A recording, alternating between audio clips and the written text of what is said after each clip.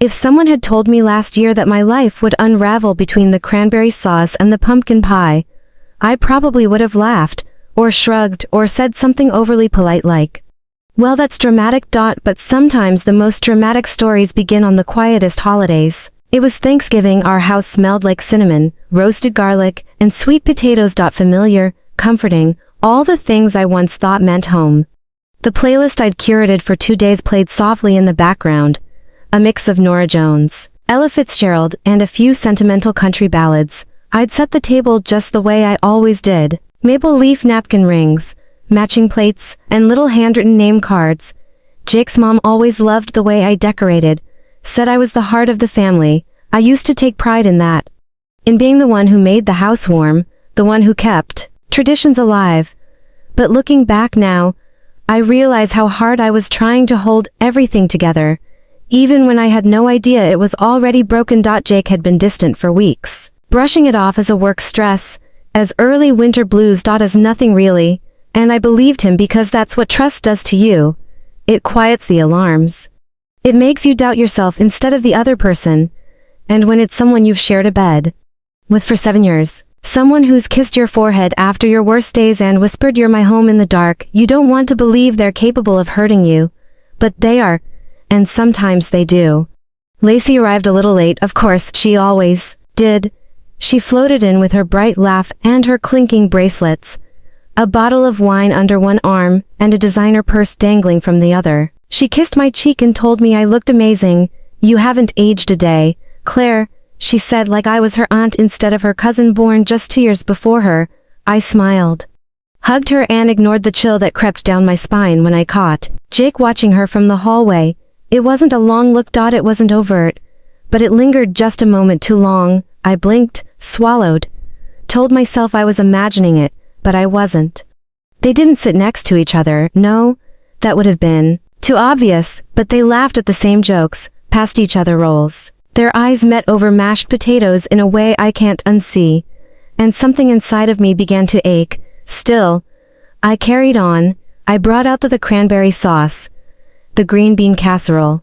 I smiled as Jake's father made a tired joke about dry turkey. I refilled wine glasses. I told myself, "You're strong, you're steady, you're the woman who built this home."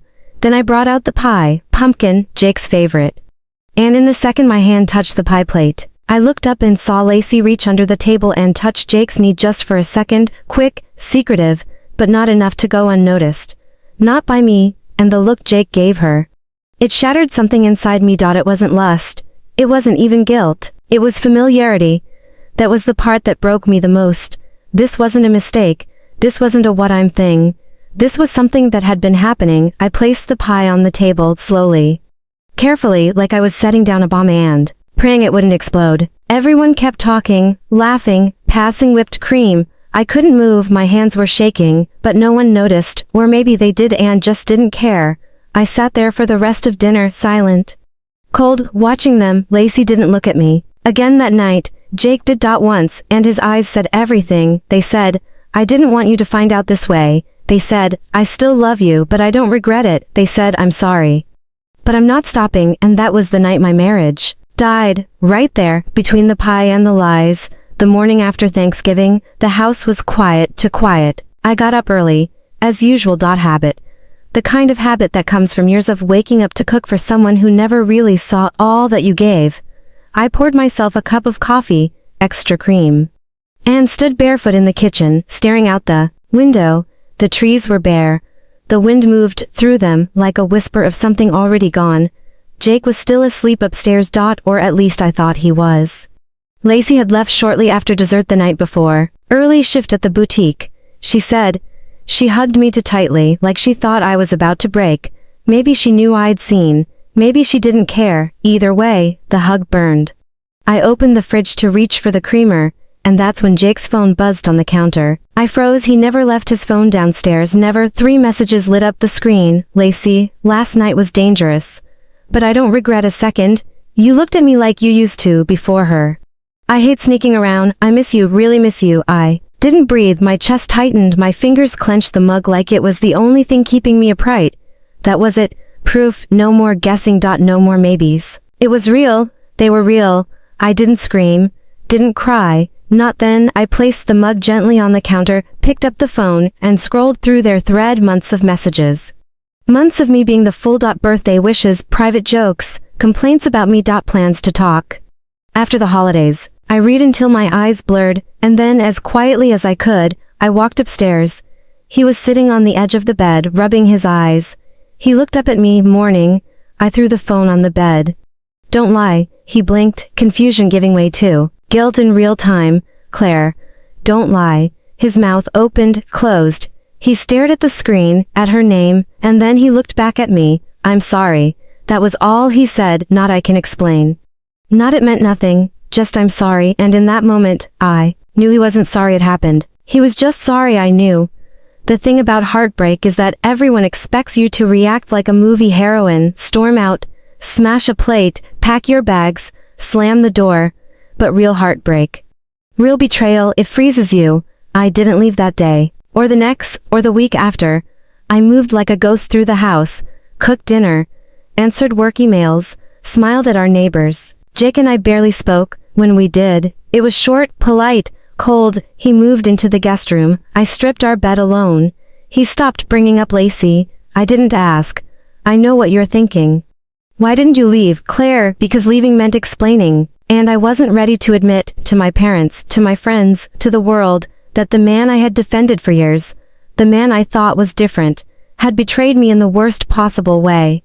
Worse than cheating, he cheated with her, the woman who helped me pick out my wedding dress, the one who cried during our vows. The one who held my bouquet.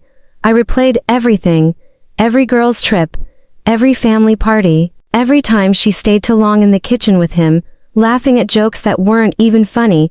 I hated her, and I hated that I missed her, because before all this, she wasn't just my cousin. She was my person. How do you grieve to losses at once? It took me 6 weeks. 6 weeks of silence.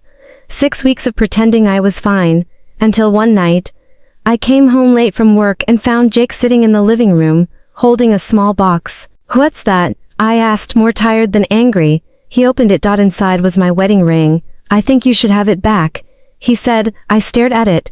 I hadn't worn it since Thanksgiving.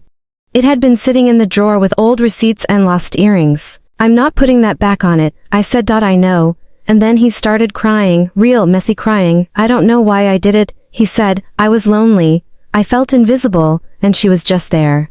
I wanted to scream. You felt invisible. I was the one showing up. Cooking, planning, holding everything together while you emotionally evacuated.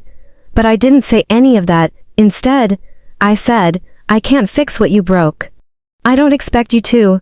There was a pause. Then he asked, do you still love me? And the worst part, I did, a little, but love without respect is just pain dressed in nostalgia. So I whispered, I love myself more. I moved out in February. Cold air, heavy boxes. And the realization that freedom doesn't feel like joy, it feels like emptiness at first. Like walking barefoot through your own memories. I moved into a tiny apartment with bad plumbing and loud neighbors. I got a therapist. I started journaling again. I slept on the couch for a week because the bed felt too big, and slowly, I started breathing again. Lacey tried to call. I blocked her. Jake sent emails. I never replied. I told my parents. My mom cried. My dad offered to break someone's legs, which honestly helped. And one afternoon, I stood in front of my bathroom mirror and looked myself in the eye. You deserve better, I said. I said out loud. It wasn't magic. It didn't undo the hurt. But it was a start. This year, I made pumpkin pie again. Same recipe, same crust, but this time, I made it in a new kitchen, with sunlight pouring through windows. I chose in a space that felt like mine. I invited friends, real friends. The kind who show up even when things are messy. I played my own playlist. We laughed aloud and danced in socks on the hardwood floors. At one point, someone asked, aren't you usually with family on Thanksgiving? And I smiled. I am, because family isn't always blood, and love doesn't always come from who you marry. Sometimes it comes from who you become after the storm. And me. I became someone I'm finally proud of.